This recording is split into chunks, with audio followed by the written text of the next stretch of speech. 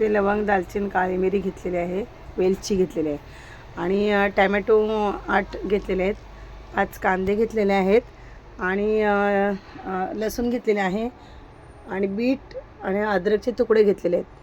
हे बॉईल करून आपण याची पेस्ट करून घेतलेली आहे आणि जिरं तडतडलं, तेल, जिरं, तेजपत्ता टाकायचं.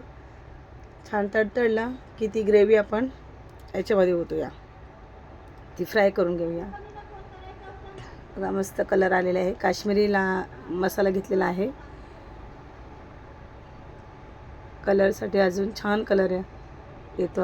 अजून आलेला तर आहे छान, त्याच्यापेक्षा अजून सुंदर कलर येतो.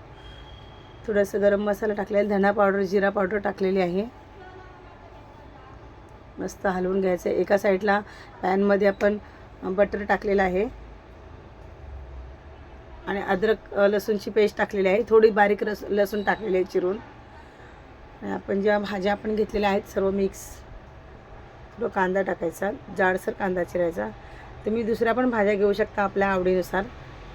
मी फ्लावर, शिमला मिरची आणि मका घेतलेला आहे आणि याच्यामध्ये ग्रेव्ही टाकायची. हॉटेलवाले असेच करतात, ग्रेव्ही करून ठेवतात आणि भाज्या थोडी वाफ लावून घेतात आणि मग आपण गेलो की ऑर्डर केली की थोडी फ्राय करून देतात. मस्त टेस्टी होतात भाज्या, छान झटपट भाजी. ग्रेव्ही तयार असेल, ही 6 महिने टिकते ग्रेव्ही, त्याच्यामुळे करून ठेवायची. घाईच्या कामाला बरी पडते ग्रेव्ही आणि सेम हॉटेलसारखीच अगदी लागली, मस्त लागते भाजी.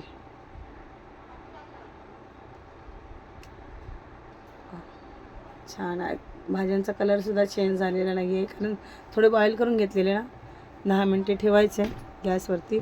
मीठ टाकलेलं आहे, थोडी फ्रेश क्रीम टाकायची. बघा भाजी छान मस्त झालेली आहे, छान लागते. बघा ट्राय करून कमेंटमध्ये सांगा नक्की. तुम्हीसुद्धा ट्राय करा, खूप छान लागते भाजी. हॉटेलसारखीच ग्रेव्ही लागते.